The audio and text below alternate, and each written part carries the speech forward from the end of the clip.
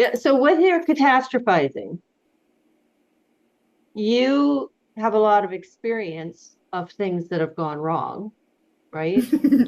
But so Yes. now you take that experience and use it to reduce the risk of Yes. something catastrophic happening, And what right? about riding then? Riding, because like there's a lot of things that can cause fear and anxiety in riding. For instance, trail riding. You don't know what you can encounter here in Canada in the Yeah. woods, Yeah. bears, elk, moose, Coyote, plastic wild bags. turkeys, rabbits, birds flying out of nowhere into your horse's face. Yeah, That would yeah. go on. And then there's all the ditches and there's Yeah. barbed wire in some places. So So yeah, again, what's within your control? The environment you ride in, yes, the speed. uh, speed, uh, and if I'm riding, now we don't have bears where I'm riding, but there are coyotes and deer and rabbits and birds and wild turkeys that can fly out of Well, nowhere. rabbits are more scary than bears.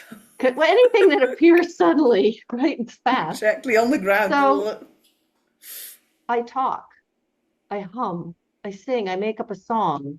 I'm just saying, okay, little creatures, we're coming. So we don't want to scare you and we don't want you to scare us. So hear us coming and move out of the way.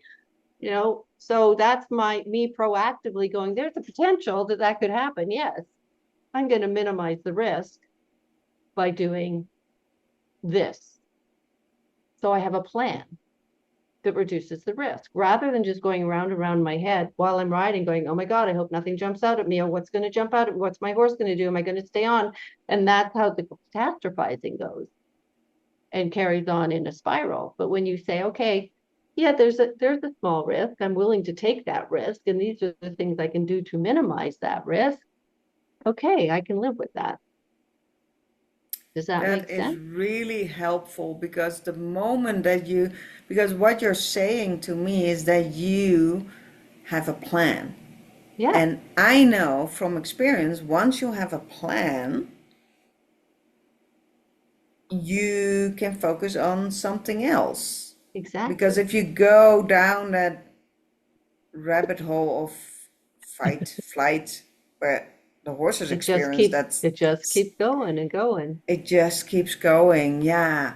And it's a simple plan. Like, tell me how, from maybe you can explain a little bit more how humming, like physically and mentally, helps you get out of that rabbit hole. What does it do for you when you do that? Like, that's what because I Humming know it's act based on science.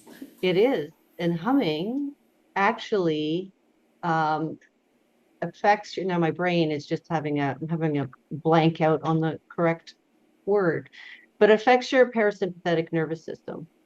And the particular nerve, its name is escaping me at the moment because Vagus midlife nerve? brain. That's the one. Thank you very much. Hate it when I lose words. Yeah, so humming actually stimulates your vagus nerve. And your vagus nerve then triggers your parasympathetic nervous system. And it keeps you breathing because it's kind of hard to Yes. hum if you're not breathing, right? So we Yes. tend to hold our breath or breathe very shallow. And if you're humming, you're expending air. You have to then take air back in.